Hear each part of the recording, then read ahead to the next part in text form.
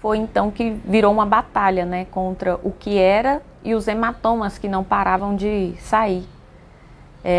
Todo dia saía um hematoma novo e cada hematoma era uma dor insuportável, porque eu tomava morfina e tramal de 4 em 4 horas e implorando os enfermeiros e a médica para passar mais remédio para a dor, porque eu não dava conta.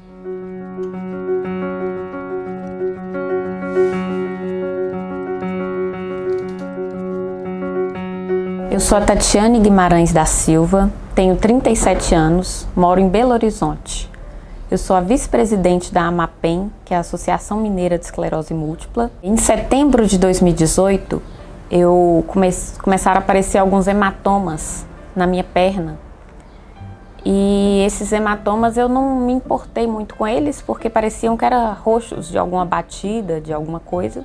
Foi então que os hematomas que eu já tinha começaram a piorar e eu comecei a sentir muito cansaço nas pernas.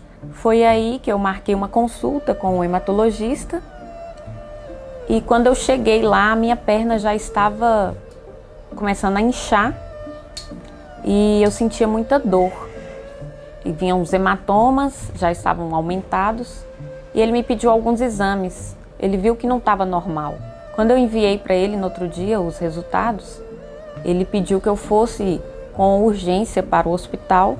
Ele me indicou um hospital que tinha uma equipe de hematologista de plantão. Eu estava sentindo muita dor quando eu cheguei ao hospital e aí a minha tia me colocou na cadeira de rodas porque eu já não estava conseguindo andar direito. Fiquei lá, fiz vários exames, um deles foi para ver se era trombose ou não.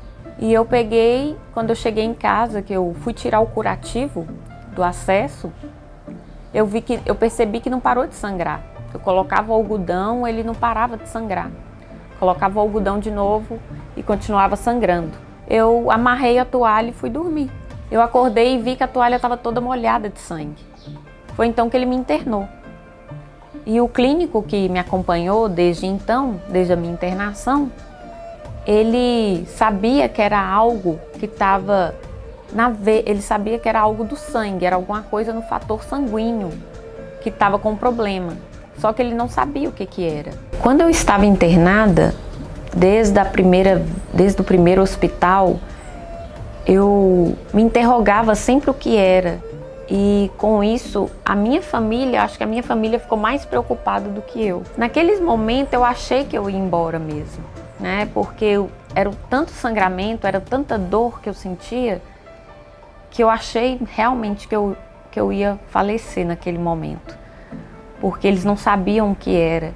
E com isso eu comecei a ficar não muito deprimida, mas eu já não queria mais viver.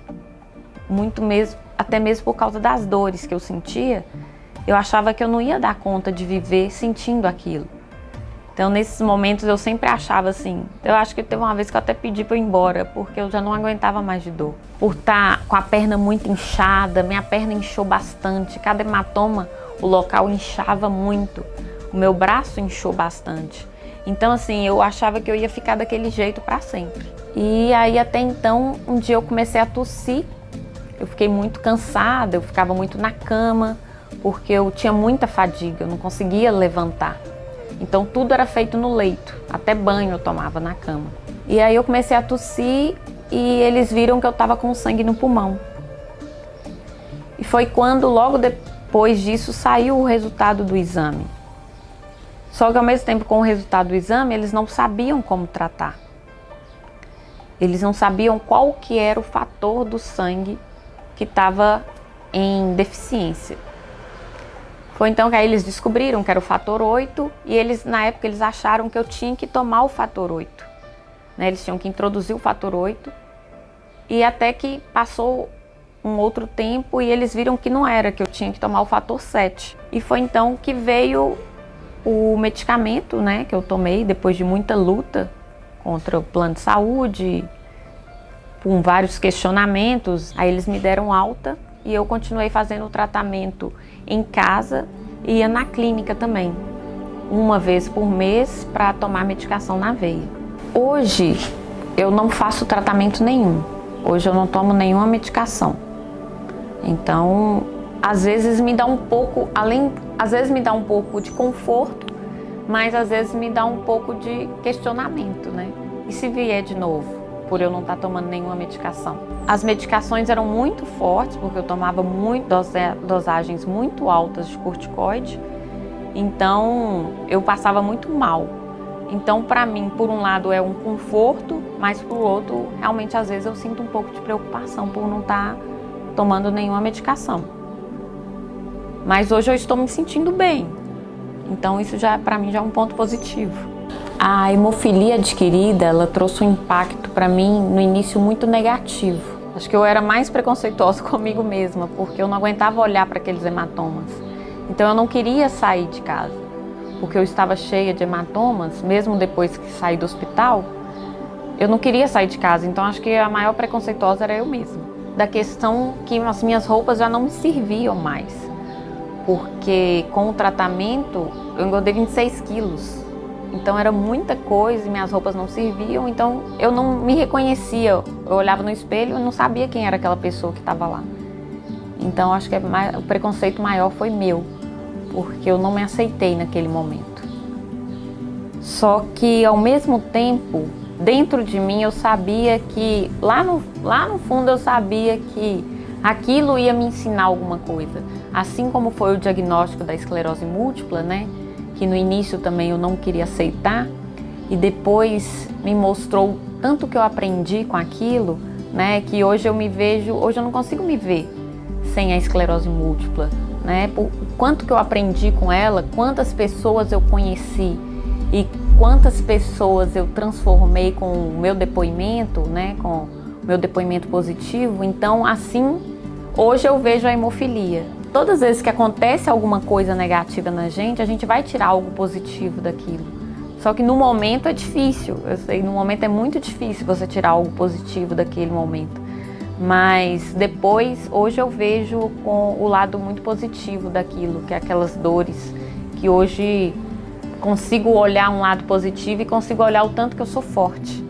O tanto que eu me mostrei forte naquele momento e o quanto eu sou forte hoje. Eu acho de extrema importância uma associação de qualquer que seja a patologia, qualquer que seja a doença, porque é ali que vai ter o conforto, é ali que os nossos questionamentos serão respondidos, né? Que todas aquelas dúvidas que a gente tem, tanto na hora de um diagnóstico quanto durante, né, esse percurso da doença, eu acho de extrema importância ter uma associação, ter pessoas iguais a gente.